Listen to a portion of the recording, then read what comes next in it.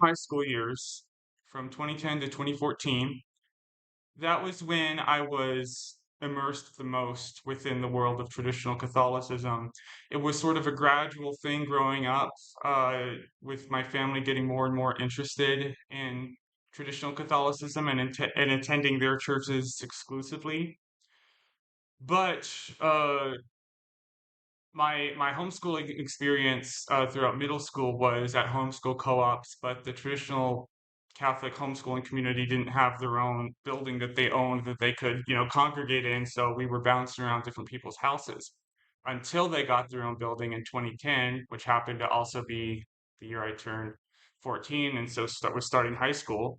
And they got their own building, their own chapel church building, and there was a little office set of school office type buildings next door, and that's where we ran our co-op out of. And so throughout my high school years, my my experience of church was also my school. I was heavily involved in the whole thing. I was immersed in it, and that immersion drew me out of it. By the end of my senior year, I still wanted to be a Catholic very much because I believed it was true. But I was getting ready to, I was really looking forward to transitioning from this Catholic homeschool co-op to Catholic university, where I thought I would relearn my faith and have it, I have it reinforced in my head because I was beginning to lose it as a result of my the experience that I was having at this Catholic co-op. And so, long story short, it didn't work. The Catholic university, I still lost my faith, and but going back to, um, you know, again, saying that I was, my high school years were the period of time when I was most immersed within the world of traditional Catholicism. I remember one summer, me and my high school buddies, we went out to the lake and we were, rambunctious, getting our willies out. I'm a firm believer. I'm not athletic, but, dudes need to be involved in sports if and because there's so much pent up aggression we have in us that's got to get out somehow. It's better if it's gotten out within the structured framework of a sport, or any kind of combat is involved within boxing and all of that.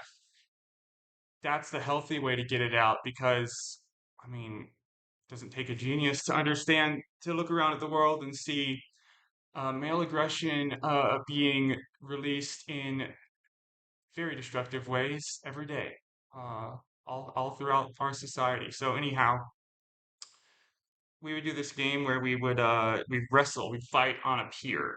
It was extending out into the lake, and we were all in our swim trunks, and we were on the pier, and we were all wrestling and fighting, and the goal was to just pick somebody, start grappling, and to get the other person off the pier into the lake.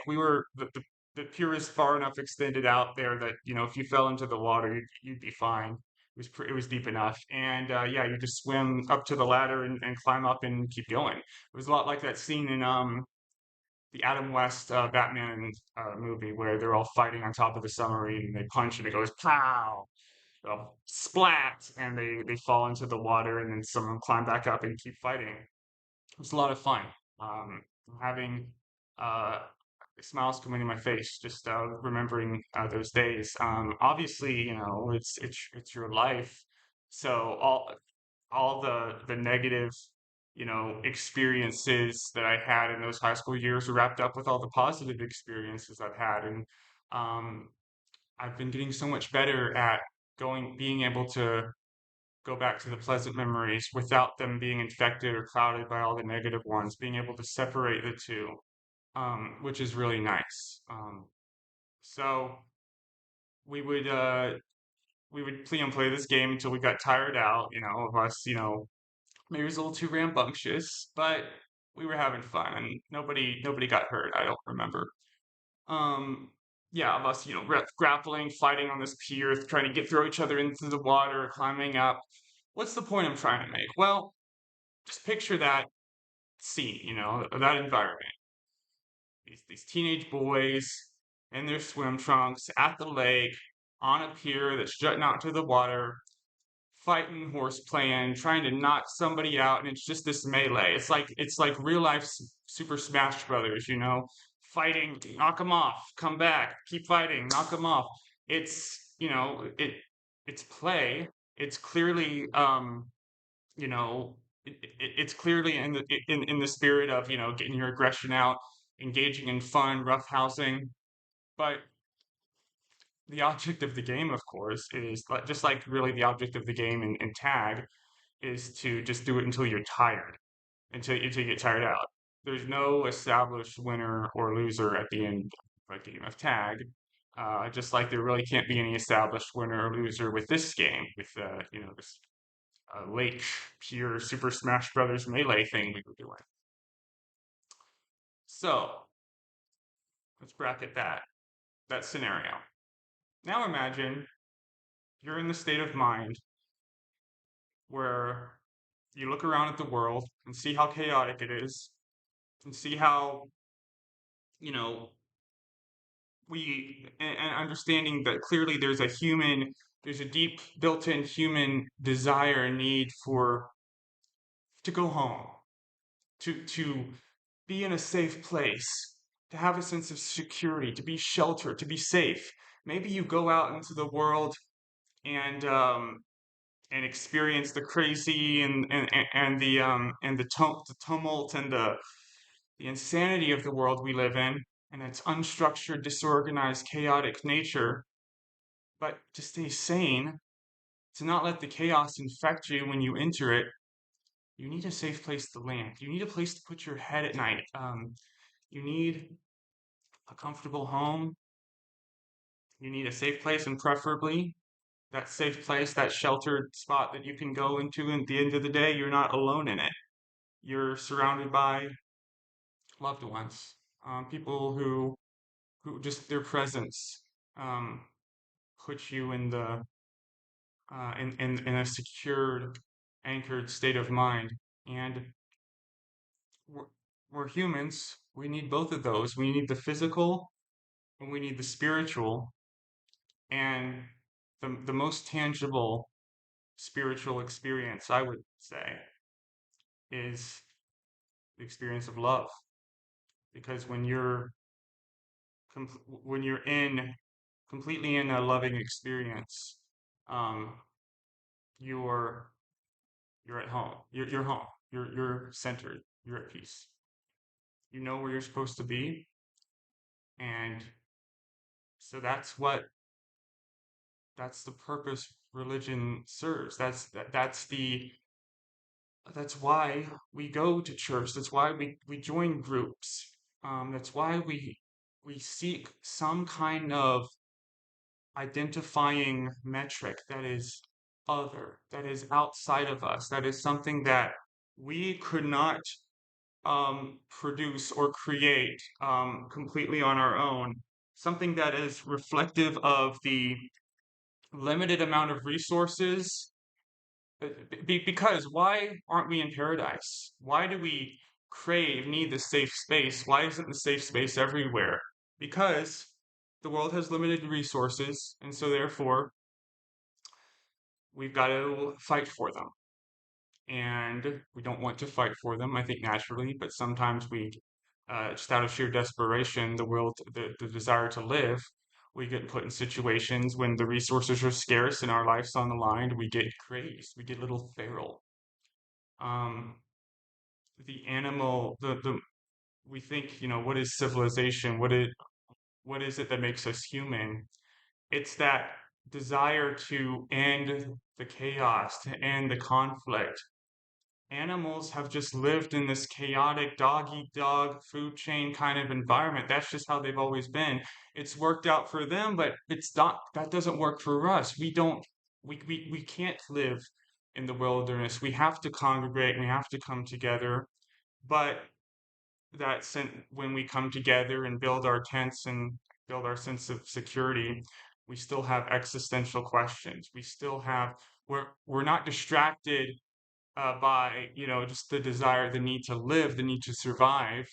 because we're in a society that's taken care of, but now we're all wondering, well, where do we go from here? What happens when we die? Where are we going? What is this all about? Are we just here to just chill and not get hurt? No, there's got to be we have this innate sense of narrative in our lives. We feel like we all deep down have some kind of hero's journey, which manifests itself to one degree or another, obviously in different people, but we have a land of milk and honey. We have an oasis that we see that we want us all to get to.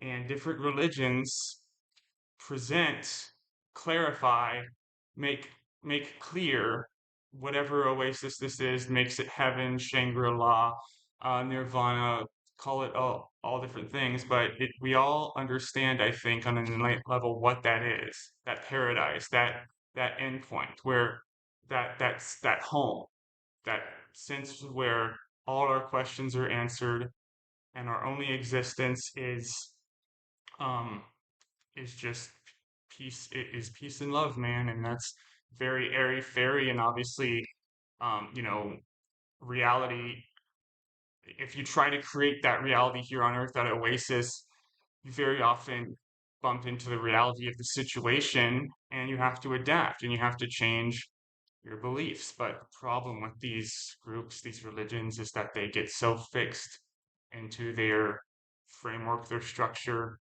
of of if this is what we do, if this is the route we go on, the road we go down, this is how we get to nirvana, that paradise, that heaven on earth. We're still figuring it out. We still don't know. Collectively, as a human species, that's scary to some people, but I think that's just the reality. I think it's the obvious reality that we're, at the end of the day, the ultimate meaning of life, the home for all humanity, you could think of it as, that that paradise, that would be a paradise for all humanity, not just some humans, where some are excluded, right? That just doesn't exist yet, and there's a good chance it may never exist. But I think if we have, as long as we have that on the horizon, that home for all humanity, that peaceful paradise that simultaneously respects the will and the dignity of all humanity, uh, then we'll be there, but we're not there yet. And of course, obviously, you disagree with me. If you are a person of faith, you believe that your the organization that you have faith in, and you may not even think of it as having faith in the people. It's this divine entity, but you think that if everyone followed the same path you're on, we'd get there. Like all the problems of the world would just be solved if you're um, if the road you're going down is the road everyone followed. You're probably more along those lines of thinking if you're in a cult or high control group than if you're just a person of faith. So you might be thinking, when is he going to bring it back to that thing he was talking about fighting on the pier and knocking each other into the water? Okay, let's say someone comes up to you and says, I've got it. I know I have an authority figure, a structure, an oracle, a voice, whatever. Just something, some entity or someone that you have to surrender to, that you have to believe completely, that you can't second guess at all. Because if anything can be second guessed, then that immediately ends any, obviously, logically, if there's one flaw in a train of thought or one issue or one crack, especially if something is presenting itself to you as perfect, as all knowing. If something is presenting itself to you and saying, listen to me, believe what I say, have no thoughts, no questionable thoughts, no critical aspect whatsoever, no questioning of what I'm giving you. Because if you were to question, because if you can find one illegitimate thing within, obviously everything else within is up for debate, up for grabs. And therefore, it's not worth following. It's not worth believing completely without any questioning whatsoever. So for some people, if you can't accept the idea that nobody has gotten to the if you can't accept what I believe, that no human being has experienced or reached ultimate knowledge, ultimate truth, as in if they've seen what they've seen the light, the divine light, and they have any kind of divine connection to it, and therefore if they were listened to, they would naturally guide the world toward paradise because they have a divine connection. Obviously, any person who has a genuine divine connection would be the person that would be the closest person to lead us toward this heaven on earth, this paradise. But this person has to be perfect because they are asking complete surrender of the intellect. They are asking to be surrendered to. And anyone who has the gall, has the temerity to demand surrender must demonstrate beyond any shadow of a doubt with the with the rigor of the scientific method that they are worth believing, that they are worth trusting. And if not, if there's one chink in the armor, if there's one flaw, they don't know what they're talking about. They may be right about a few things they say. They may not be completely in error about every single statement they make, but they clearly don't have what they say they have. So, imagine you were told by this person who's telling you, I found it, I found the oracle. All you gotta do is believe everything the oracle tells you, and you'll be good in life. The journey is over. The mystery is solved. You can be at peace. You'd say, give it to me. Who? Who do I listen to? Where's this book? Where's this text? Where's this oracle? Anything. Just tell me. And the person points to that pier of fighting teenage boys that I told you about earlier and told you, whoever is currently standing on that pier, that's who you listen to. If one of them is currently on the pier and he says something, you give him your complete trust. He has complete authority over your intellect. But say he gets knocked off the pedestal and somebody else takes his place and is saying, I'm the one now, then it's that person. That is, and they might say something, they might say that last person was evil and would have led you to hell, or that what that last person said, even though you were presented earlier as they were presented earlier as the person you had to completely surrender your intellect to and believe everything they said. It keeps changing. The person keeps changing. The voice keeps changing. That is exactly the position you're in if you are currently involved in the traditional Catholic Church, because it is all built on authority and rebellion simultaneously, trust and distrust. The entity they claim you must completely surrender to, abandon your intellect to, trust completely, because across the board, every traditional Catholic influencer or priest or what have you will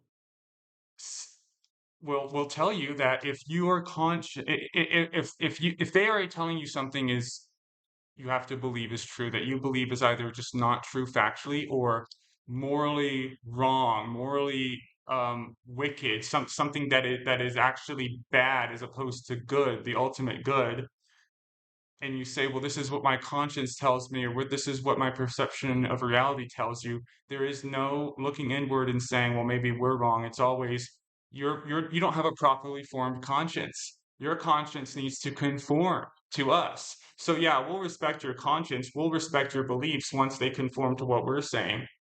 Right? So that's a complete negation of any semblance of respecting your own judgment, claiming you can, there's critical thinking involved. You can think critically, you can have your own judgment as long as it agrees with everything we say. So there you go, right? It's pretty ridiculous. The rebellion is so the authority is within traditional Catholicism. They say believe everything the Catholic Church teaches. The Catholic Church has supreme authority in its official teachings.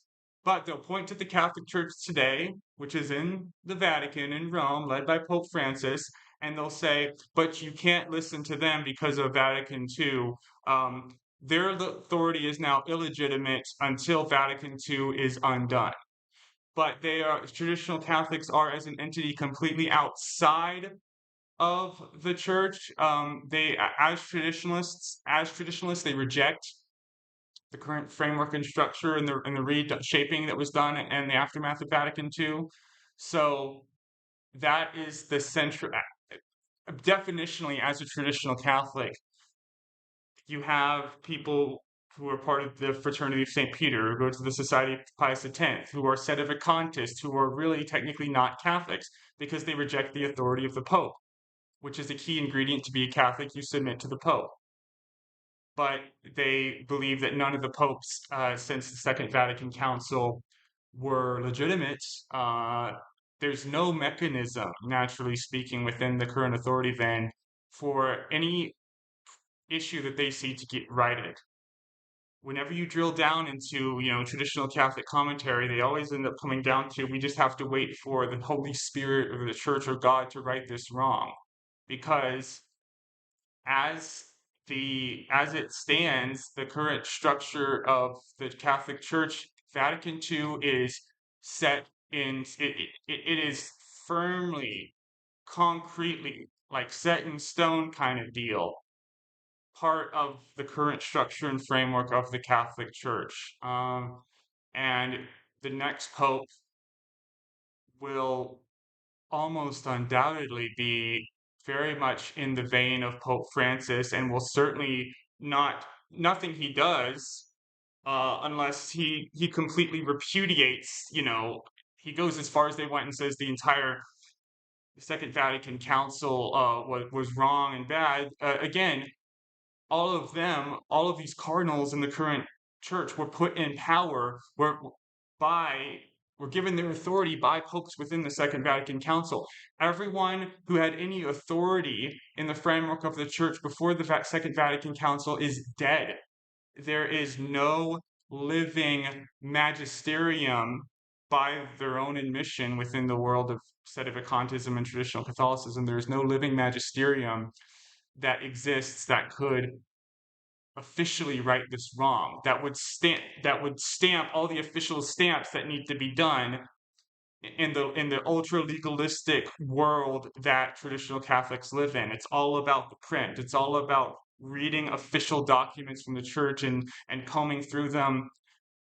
And I would say there are plenty of things in the Bible you could comb through and argue that this Jesus's message here completely contradicts what the church is doing now. But the church's authority, part of the whole package deal, is you accept their interpretation of Scripture. So even if your interpretation of Scripture contradicts, um, seemingly obviously contradicts something that the Catholic Church says, you have to just simply ignore whatever is inside of you that's doubting that, that's thinking that what you're reading in the Bible is very different than what the Catholic Church officially teaches. You have to simply surrender your judgment and say, well, because the church was founded by Jesus, according to what I believe, I have to just accept this idea of an unbroken line of successors of Jesus and a consistent, constant um, infusion of grace and care within the authority structure, divine care, that you're not going to be led astray, that just trust them and we'll take care of you, spiritually speaking. If you just surrender your authority and surrender your critical thinking, surrender your intellect, surrender your doubts, and trust that everything we say is for your benefit and it is true and corresponds to reality. But the church officially now has done a very dramatic overhaul and, for all intents and purposes, has said that there were mistakes made in the past, church. That's the only conclusion you can come to if you, with taking the Second Vatican Council as is. It's an overhaul. It's saying we're doing things differently now. That may have been the right way to do things then, but it's not now. Well, that fact alone of adapting to the times, of changing with circumstance, of getting new information and adjusting accordingly, that's how we're supposed to live. That's good. That's natural. That's how society flourishes. But within this cultic framework of being frozen in a moment in time, of not accepting any outside criticism or thoughts that we're not complete possessors of the truth. Basically, we don't have every aspect of the truth on our side. Um, the moment there's any small crack in that dam, of course, the whole dam breaks because it's all built on absolute, complete trust. And if there's one little thing they could be wrong about, then what else could they be wrong about? And therefore, I cannot have complete trust in you. That is the world within traditional Catholicism is chaotic and without a center because it's based completely on rebellion, on the only core idea that unites every single traditional Catholic is that Vatican II was wrong, but Vatican II is the church now. And so that that contradiction of complete authority built an authority structure built on a rebellion to what is presented as the authority structure, it's it's making me sound stupid and it's hurting my brain, saying this. And, I'm sure there'll be a lot of comments from the hardcore trats who aren't watching any of this in good faith. They'll be like, huh, he admitted he was stupid. I can't wait to see that comment. Um, it sounds stupid because it ultimately is. What they, a narcissist creates chaos and demands peace in return. And this whole authority structure that they demand you submit to is completely narcissistic because it's completely built on whims. A narcissist, um, he can let his own mind change, but everyone else needs to follow along with wherever the wind blows in his head, whichever direction he's going within his, judgment of reality. Everyone else needs to follow along with him. And again, within traditional Catholicism, that chapel I went to, that was my school and church, the priest who hurt me, Wolf, I was made to believe everything he said, that my community hung on his every word, and my community instructed me to listen to him without question. And now my community has apologized to me, many people have apologized to me for the fact that they did that, because now they realize he was wrong. He was a bad.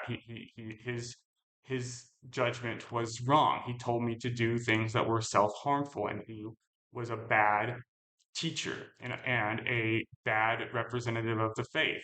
But so many other traditional Catholics have said things like, "Okay, well, okay, yeah, he was bad, but he was a. That doesn't mean that all of traditional Catholicism is bad or the whole Catholic Church is wrong. Maybe that's correct, but was because I was brought up, when I was, being educated and I was starting to really figure out what I am capable of in this world and what I want to do in this world, and my whole, framework and structure of the world was really just specifically created by this one man, this one crazy, insane priest, who was the oracle. I was instructed within my community to have no doubt whatsoever, to completely critical thinking with related to anything he said was sinful. It was wrong to critically analyze and question anything he said. But that was the wrong thing to do by the admission of different family and uh, adults who were authority figures then. Many of them have said we were wrong to trust him. But that that only came after he was suspended by his authority. When the authority above him shut him down and silenced him and put him on the sideline. And when that happened, that was really the only moment when there was any recognition that, oh, maybe there was something to what I was saying about this guy. And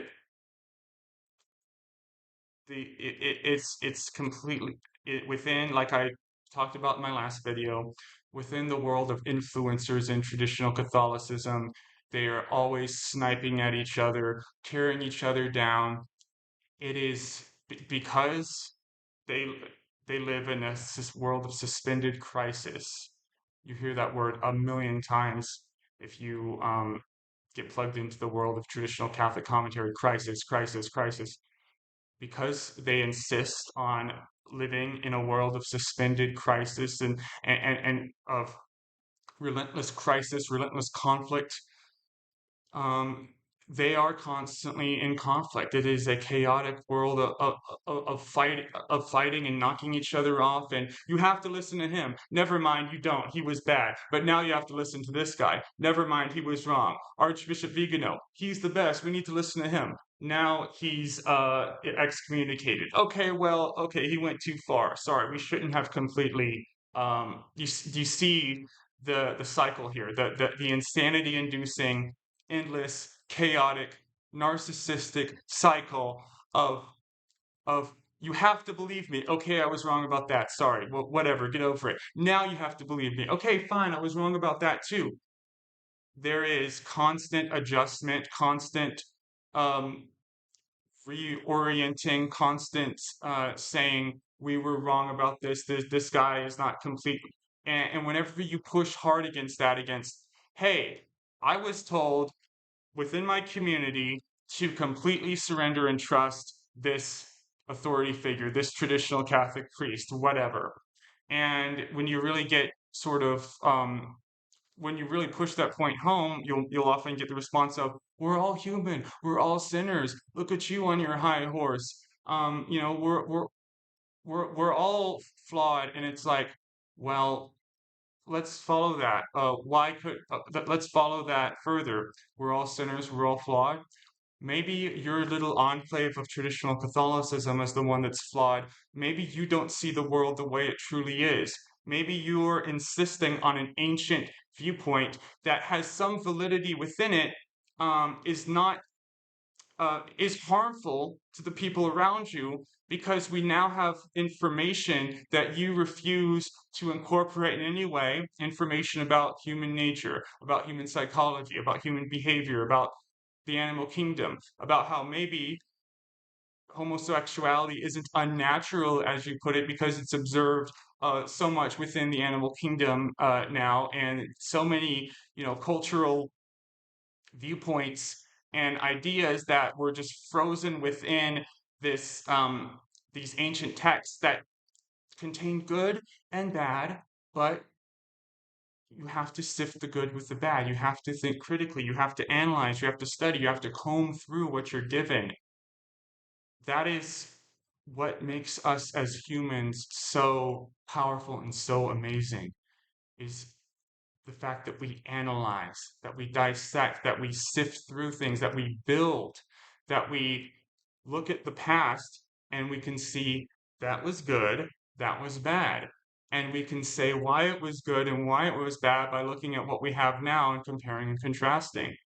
I think of human the the progress we've made in human civilization, in human society, as very much mirroring the lifespan of a human.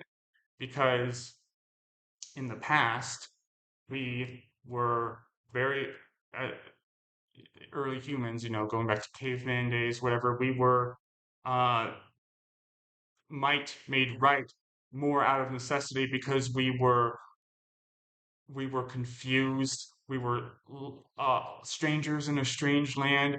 And so we learned and we built houses and we built homes and we learned from our mistakes. And there is so much wisdom and things to be learned within writings of the ancient people, um, within Christianity, within Judaism, within all of it. But we have to have the appropriate lens to which to look through it, because if you think of, human civilization progressing like the lifespan of a person, adults learn from children all the time. They watch children and recognize within them that that wonder, that awe, that curiosity, that excitement that with age, with experience, with knowledge of the world, you when you get older, you get more powerful as in a sense, you build up your own wealth, you build up your own physical strength, you build up your own knowledge, your education that gets you more and more capable of having an effect in the world, far more so than you did as when you were a child. That's how you grow. You build on that and you build on what you were taught before. But then you look ahead to the future and you think, well, what are we still trying to figure out? And there's thousands of things we're still trying to figure out that people before us got a certain part of the way through in terms of getting to the answers, but because of the fight for resources, they might have had to focus more attention on staying alive, than solving the existential questions and solving the big questions, where it's as it gets easier to stay alive, and the resources are more plentiful and more abundant, and we're more capable at at interacting with this world in a way that's beneficial to all of us. When as cavemen, when we were on a quest for fire, we were very, very ill-equipped to create the world in our own image. Now that we have that power, we should look to the past and look at, those who came before us, the spiritual thinkers, the people like Jesus. I'll say right now, I think Jesus was probably a real person. I don't think he was divine, but I think he was a very good teacher, a wise person who may have legitimately thought he was the Son of God. And his crucifixion may have been a completely legitimate sacrifice on his part in his mind. Again, these people in the past have so many great ideas, great ideas, powerful ideas, wisdom worth listening to, but they're children in the sense of the time and history they lived in. They lived in a childlike period of history, whereas before we are a lot less childlike. I don't know what stage we're in, but we're clearly in a farther stage than we were before. And children who your 5-year old or your 6-year old son or brother or nephew who knows for a fact that there are aliens, or knows for a fact that he has superpowers or whatever, what have you. Um, the worlds he gets into in his imagination when you're young, you have a hard time distinguishing those between reality and your imagination. The imagination is so important to cultivate and to have a rich and active and vivid imagination in order to, again, that's part of building yourself up to create a better world for the rest of us. But you have to follow that healthy progression, and you can't Santa Claus doesn't exist, but the idea of Santa Claus is it is wholesome and good, and it is a completely good and healthy part of all of our lives to believe in Santa Claus as we're young, and then as we get older, realize what that really means. That spirit of the spirit of someone who would travel the world, to give presents to everyone. That's the kind of spirit we should strive for, we should have. And so it's an imaginary it's an imaginary hero, it's a superhero, right? We don't really think the superheroes are real, but we want to be like them. That's, you get where I'm going. I'm sure you do. The path we have, these ideas and these characters, they put us on the right path, but we can't grow up to be adults insisting that every last detail of the Santa Claus story is real. And that if we go to the North Pole and look hard enough, we'll find Santa's workshop. It's out there somewhere. That's not how that is when the childlike um, elements become dangerous here. When you get too focused, when you're not tied to the childlike instincts that were connected to something, that were connecting to whatever the paradise is, whatever we're all getting toward here. It's not seeing it in a completely clear way, rationally, in terms of how it really is, but it's the right. I'm butchering this slightly at this point now, but we adults can learn from children the why. They can remember the wonder, that sense of adventure, that sense of discovery, that sense of anything's possible. That has to be held on to. That's what I'm trying to say. That has to be held on to. Otherwise, it's just a hard knock life, and it's a world of despair and drudgery, and there's no there's no sense of hope. There's no horizon. There's nowhere we're going to. There's no promised land. We need that promised land, but we have to keep adjusting in our minds as to what it looks like, what it might be, what it actually is. We know it's there. We know there's something there. We, I don't think we can lose sight of the something being there. We have to lose sight of the images of it we get married to. And especially if you look into that stage in childhood and youth when your hormones are going crazy and your fears are you're so afraid because your emotions are so out of control and you've got all this angst and this anger and you look at those boys fighting on the pier, knocking each other off and climbing back on, and you think that's the people I'm going to listen to, or whoever's on that pier, whoever gets knocked off, or whoever's on there, whoever knocks the person off and is there, that's the person I'm going to completely surrender to. That's the structure within traditional Catholicism because there's no orienting framework. There's no one thing they can all unite behind except rebellion to the thing they're supposed to unite behind, the Catholic Church. And so it's an insanity inducing contradiction with no possible, in their words, no earthly remedy. There's nothing they can do except somehow convince everyone with any power or authority within the Catholic Church that they're correct, that they're right, and they have to completely redo everything. And that you know their attitudes and their lifestyle of always wanting a fight and always, because these people within traditional Catholic influencers, they're all people who want to pick a fight. They're constantly looking because they church militant, they romanticized the Crusades and when the church was militant and structured, and so therefore they value a militant, warlike attitude. But is that in and of itself is only destructive.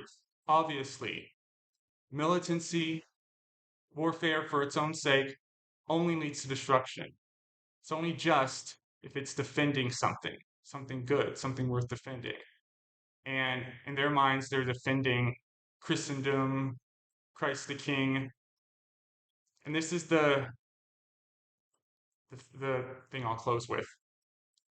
Because of that turmoil, that chaos that I was brought up in, trying to make sense of all of this within traditional Catholicism and trying to obey people and listen to people, who I was later told that I shouldn't have listened to when I was told that I had to before.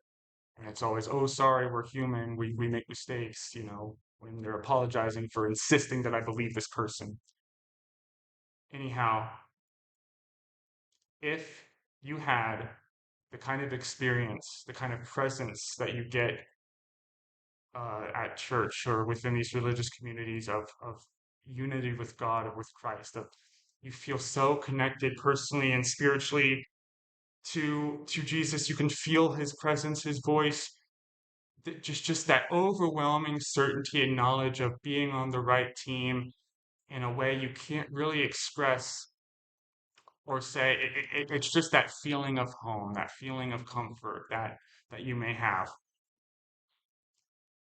I do not for one second doubt its legitimacy, but if that's the angle you're going to go at with this to convince me why I'm wrong, or to convince me why the Dragons of Victory is a bad project, to say that, hey, why are you attacking these people's beliefs, or these people have chosen to believe this and it gives them peace, let them have that.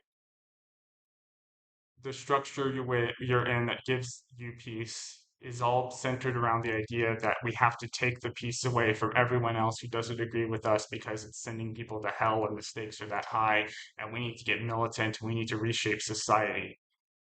That's what you're signing up for. That's what you have to also sign up for if you're also saying these rituals, this whole society, this structure, it gives me peace, it gives me security. Fine, but you're also attempting by, submitting yourself to this structure, you're going along with their vision of society, which is, as they say, the social reign of Christ the King, which is Catholic monarchy, which is completely contrary to the ideas that this country was built on. And so, yeah, it, it's a complete. It ultimately leads you to a totalitarian state. That's their vision of society, and that needs to be fought against. And I, if I still had that feeling of overwhelming certainty and connection, of feeling God's grace, it's the kind of thing where it's like love. It's like it's a profound experience of connection that you can't put into words. And unless you experience it yourself, you can't convey to anyone else. You just experience it or you don't. And for me, I thought I did. I thought I had it.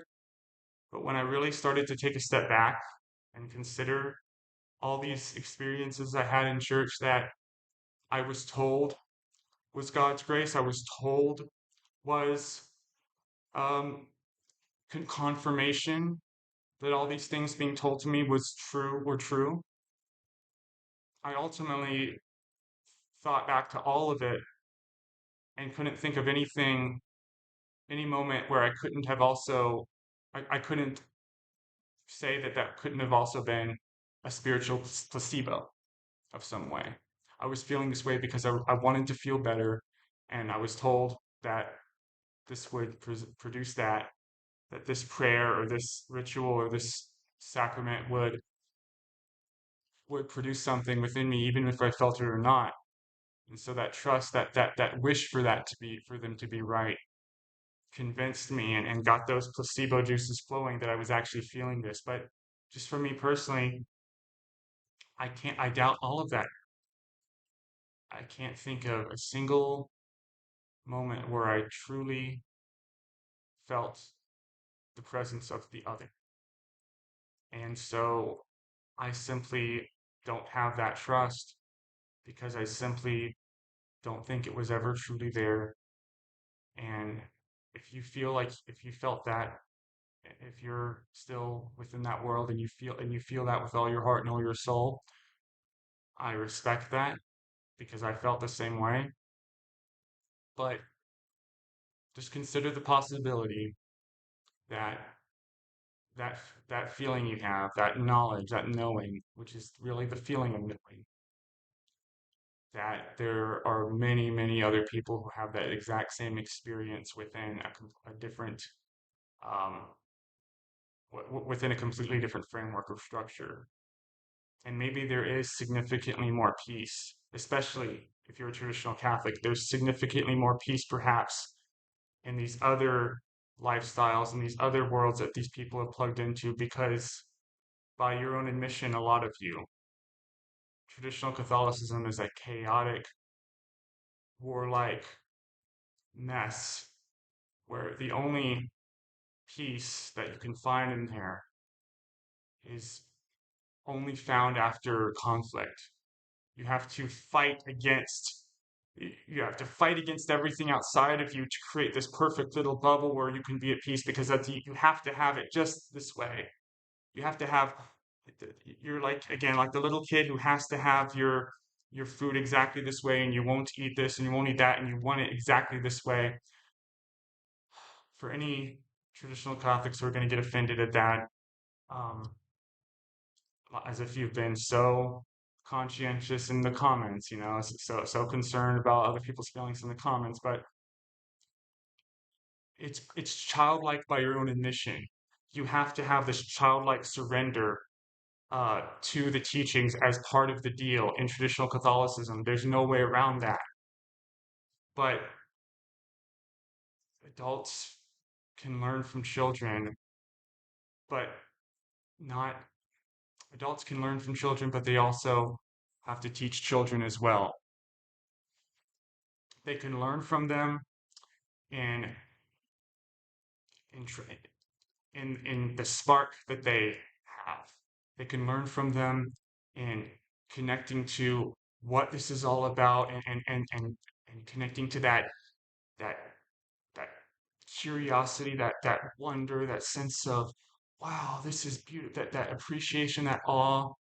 That's what it's all. That's what religious endeavor is about. Is to create awe, and that is and that is creating an image of the other and giving you an experience of connection with the other. And you either have that experience of connection with the other or you don't. And it got to the point for me, I realized I just didn't.